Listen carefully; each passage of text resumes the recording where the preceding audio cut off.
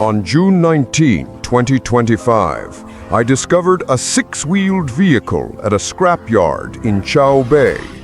It had a strong vintage vibe, a Dongfeng model. Even the sound of the doors opening felt solid and satisfying. The interior was surprisingly well preserved, clean and tidy, almost untouched. But then I noticed something even more intriguing. The collection date marked on it was July 20, 1992, and my birthday is July 21, 1992, just one day apart. Quite a coincidence. Even more interesting, this thing turned out to be a six-wheel drive vehicle with 6 forward gears.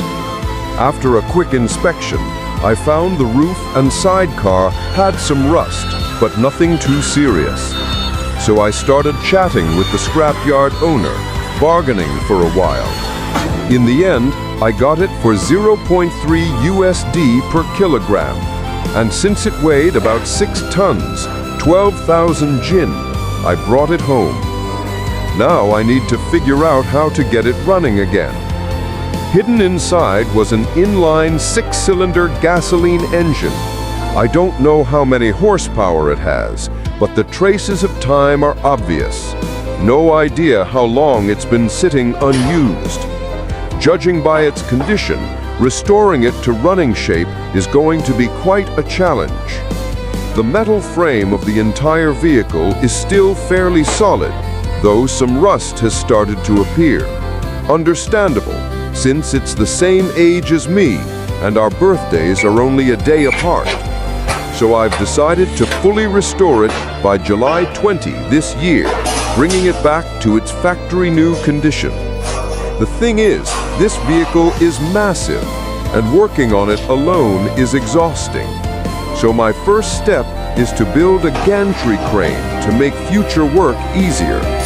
Compared to modifying cars, I think I'm even more fascinated by building special tools and equipment for restoration projects. It took me about 3 days to weld and complete this gantry. By the time I finished and saw the streetlights turning on, it was already the end of my workday. There's a saying from the Xinhua dictionary, "Skillful hands are no match for good tools." With the help of this gantry, I was able to easily remove all the panels from the vehicle. Although some parts were decayed, that's understandable after more than 30 years, a testament, perhaps, to the special materials Dongfeng used back in the day. Now it's time to continue disassembling the front body panels of the vehicle.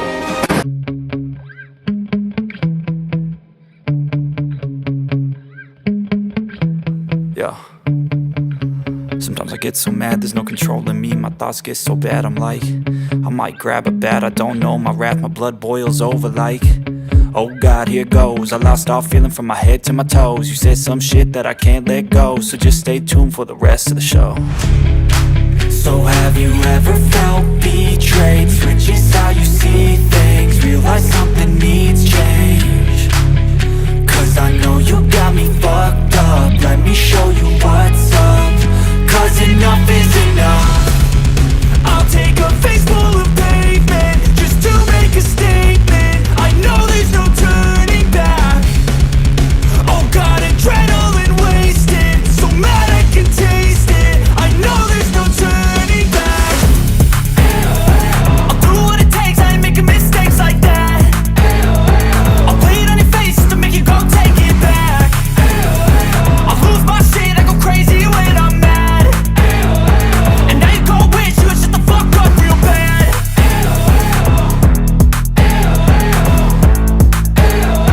And now that I'm gone, yeah, I know there's no turning back.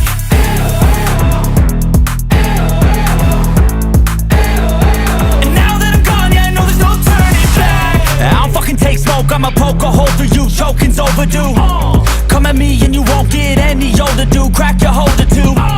Heating up inside of me, blood so violently. Thanks for trying me. Now it's finally time to see how this rivalry becomes a dynasty.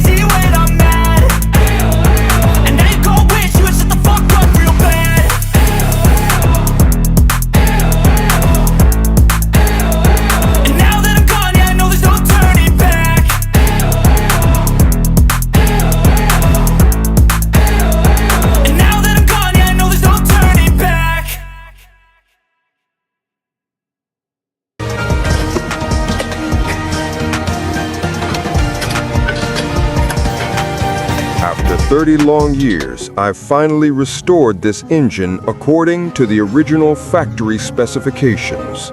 Whether it will start up smoothly now, well, that depends on our luck. Wish me luck.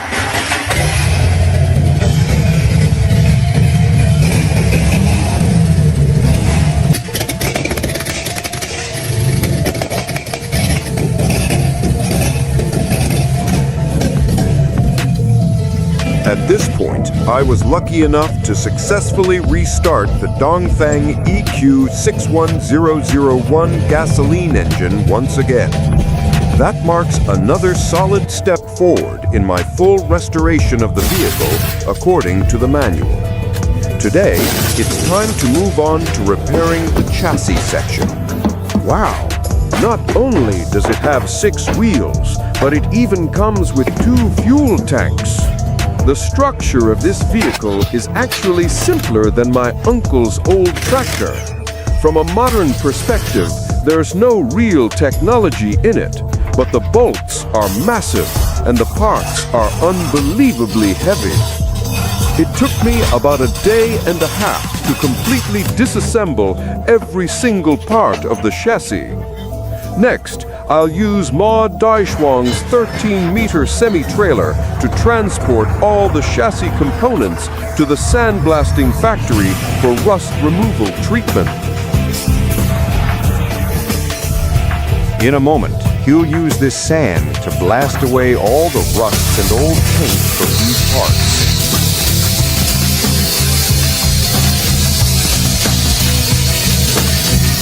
Can you tell which part this is? It's been blasted clean and turned completely white, and the whole process cost 1,200 yuan. I've now had every chassis component, top, bottom, and sides, sandblasted and derusted. Everything's ready to be loaded up and taken back home.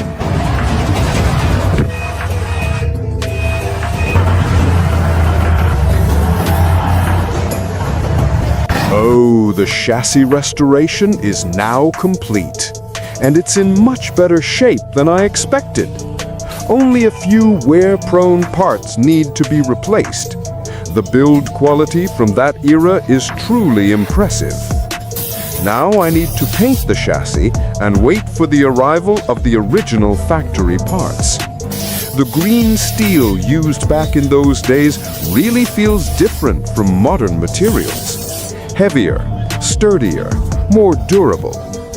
I've also managed to find all the original chassis components I needed. Right after the sandblasting process, I applied a layer of anti-rust black paint to all the parts. Now they look just as fresh as the engine. This vehicle has 6 wheels in total, but 4 of them wouldn't turn at all. So I had to use my superpower, telekinesis as I like to call it, to take them apart and see what was going on inside. Sure enough, the insides of the wheels were in terrible condition, and the lubricating grease had completely deteriorated. Following that clue, I decided to disassemble all 6 wheels for inspection. Fortunately, apart from some surface rust, there weren't any major problems. But the old grease and grime on the bearings were really tough to clean. So once again, I had to summon my clone, still as energetic as a 17-year-old version of me. With his help, I quickly cleaned all 12 wheel bearings, polished the 12 bearing housings, and now it's time to apply fresh lubricant and reinstall the brake components and wheel covers. Once that's done, one wheel is fully restored.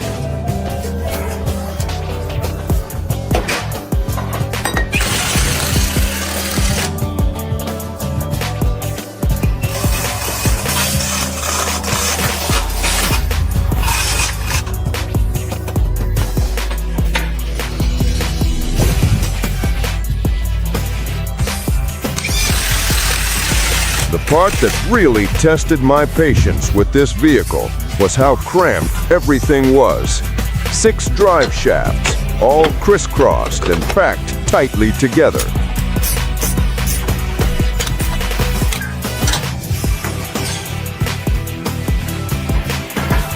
After several months, it's finally time to reinstall the engine once again.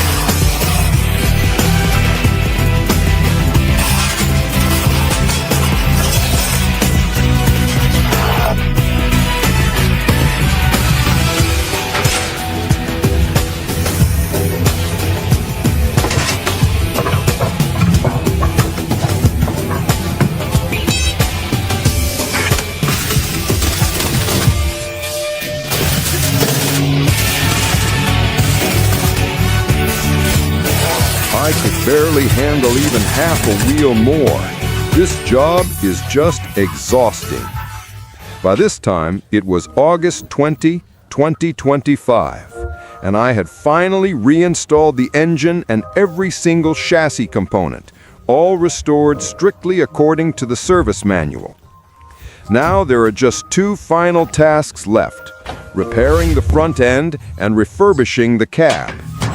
Back in my younger days, I probably could have finished it all in one go. I definitely had more energy than I do now.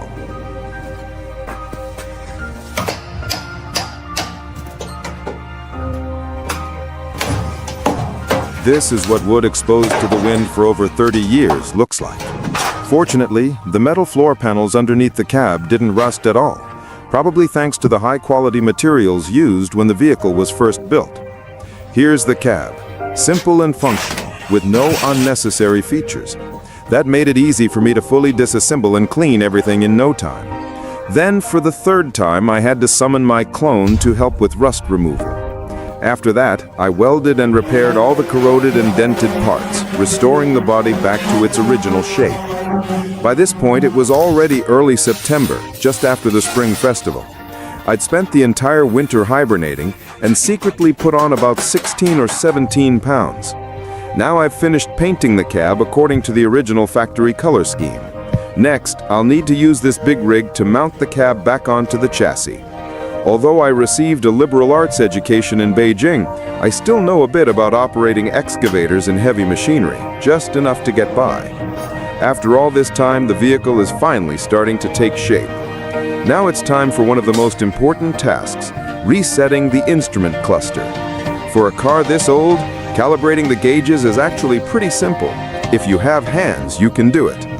Now the dashboard and gauges are fully installed. Here's a look at the wiring system. Not too complicated, but still enough to make your head spin for a moment. Check this out. This is the original factory wiring diagram, printed in 1984, priced back then about 0.1 USD. I bought it for 3 USD today. My method for finding old vehicle manuals is simple. Search the entire internet. You never know. The thing you're looking for might just be hidden in some forgotten corner. And using the same method, I also managed to track down many of the original parts I needed for this restoration. Here it is, the legendary new old stock headlight, preserved for decades, finally reunited with its car. It's now September 25th, 2025, and the front end of the vehicle has been fully restored. Time for the final stretch. The rear cargo bed, however, was a complete mess, rusted through, almost crumbling into flakes. I cut out the corroded floor panels, and to save money, I bought a sandblaster online specifically for rust removal. Since I'm not working full-time anymore, I picked up a used air compressor from the local second-hand market. With that, I assembled a simple sandblasting setup. Not fancy, but it got the job done. Then, like a dust-covered mule, I spent almost an entire day blasting away rust, skipping even lunch. Finally, the rear panel was cleaned bare, and all those hidden rust holes revealed themselves. Next, I went to the steel market, where a skilled craftsman helped me bend new steel panels using a large folding machine. After a few precise bends, the result fit so perfectly that I actually had to hammer it into place during installation. Once aligned, I welded everything solid, and that job was done. Then I applied a full coat of epoxy primer for anti-rust protection on all treated panels. With the primer sprayed, it was time to wait for it to fully cure.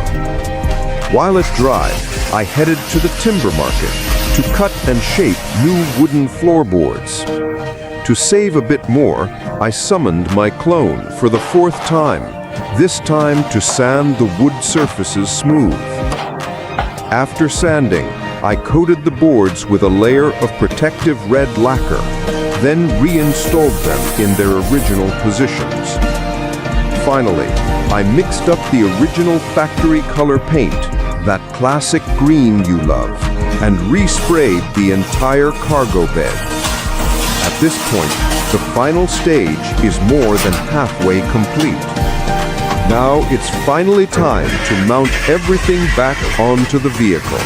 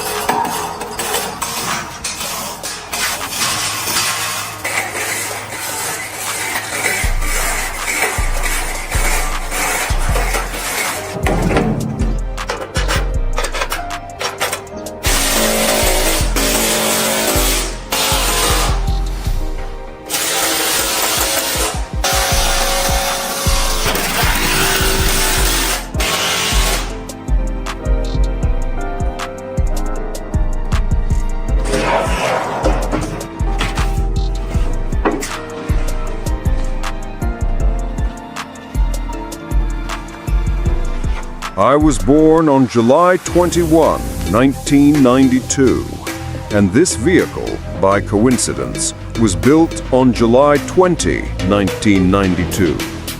Originally, I had planned to finish restoring it by August 2025, but only today have I finally completed the project. The main reason for the delay? It's just too big. Working on it alone was exhausting, a true test of both my endurance and the thickness of my color restoration guide. The whole process even spanned an entire winter, but in the end, it's done. Now, let me take you on a little tour of the finished masterpiece.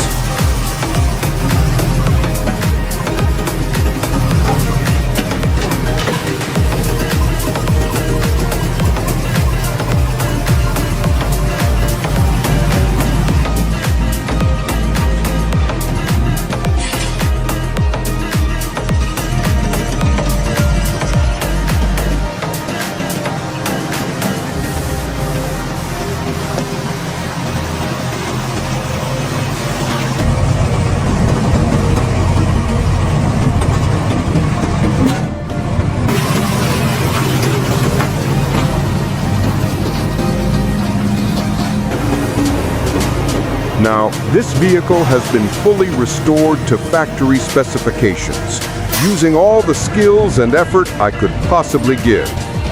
And that is the story of me and this Dongfeng heavy truck, born on July 20, 1992. I want to express my deep gratitude to Dongfeng Motors.